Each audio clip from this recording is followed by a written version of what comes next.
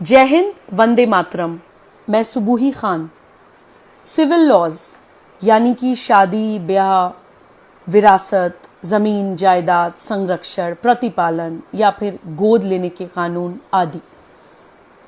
आजकल ये सवाल उठ रहा है कि हमारे देश में एक यूनिफॉर्म सिविल कोड होना चाहिए, यानी कि आप किसी भी पंथ, किसी भी मजहब, किसी भी जाति के हों, एक समान सिविल कानून सबके ऊपर लागू होना चाहिए।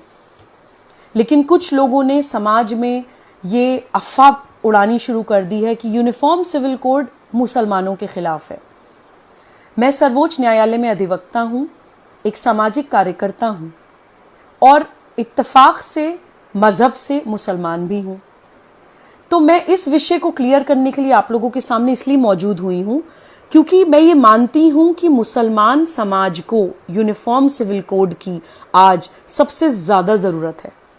मैं आपको कुछ उदाहरण देकर ये बात समझाने की कोशिश करूंगी।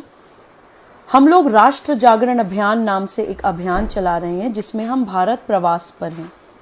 उस अभियान में प्रवास करते हुए हम लोग हैदराबाद पहुंचे।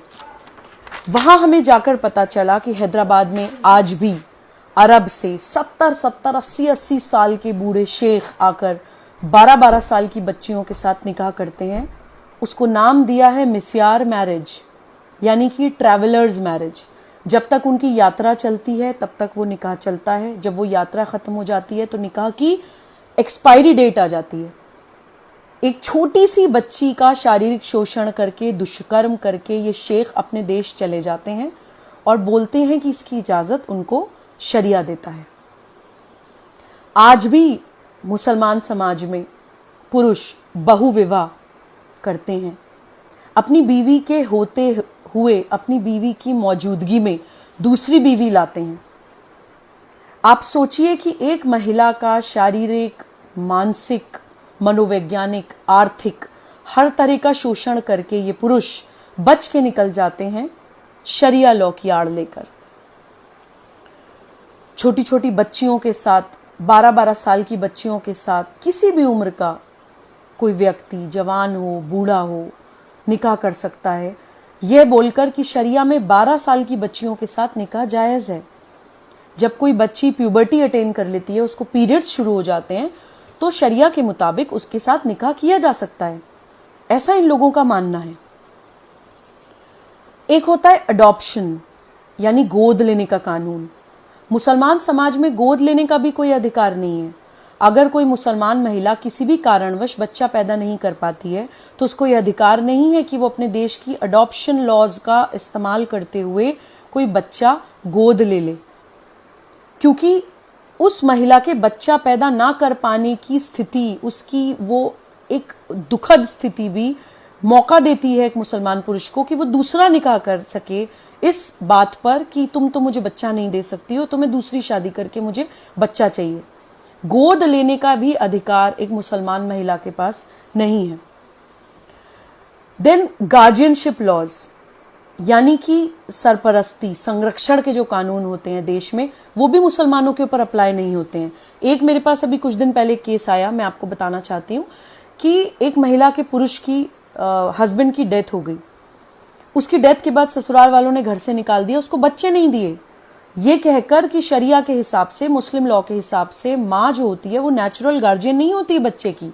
अगर फादर की किसी कारणवश डेथ हो गई है तो उस बच्चे की गार्जियनशिप ससुराल वालों के पास जाएगी। तुम कौन, तुम तो कुछ हो ही नहीं, ऐसा बोलकर उस महिला को घर से निकाल दिया गया।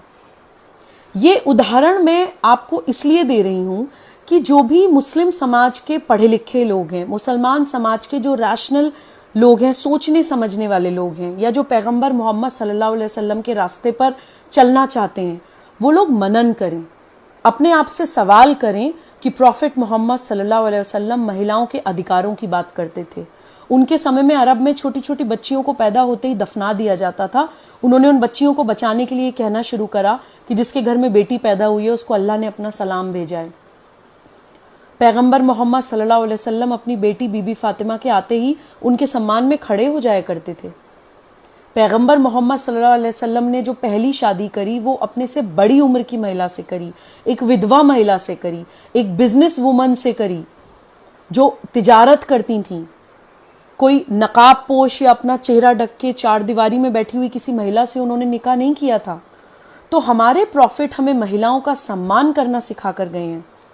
प्रॉफिट मोहम्मद सल्लल्लाहु अलैहि वसल्लम अपने घर के काम खुद करते थे, खाना खुद बनाते थे, कपड़े खुद धोते थे, घर के सारे बेसिक काम खुद करते थे। उनके रास्ते पर चलने वाले हम लोग, हमने महिलाओं को एक सेक्सुअल कमोडिटी बना दिया है। इस्लामिक समाज के, मुसलमान समाज के सारे अपराध महिलाओं के और छोटी छोटी बच्चियों के साथ होते हैं, और अगर उनके फेवर में कोई कानून आ रहा है तो हम उसका भी विरोध करने के लिए खड़े हो जाते हैं। हम क्या कर रहे हैं? मैं अपील करना चाहती हूं इस्लामिक समाज के जितने भी समझदार लोग हैं, ठीक है आपकी नाराजगी किसी व्यक्ति, किसी संगठन या किसी पार्टी से हो सकती है, लेकिन उन छोटी छोटी बच्चियों की तरफ देखिए जो अपनी सुरक्षा के लिए, अपने सम्मान के लिए, अपने भविष्य के लिए हमारी तरफ देख रही हैं। हम समझदार हैं, हम पढ़े लिखे हैं, हम उनको इस दलदल से निकाल सकते हैं।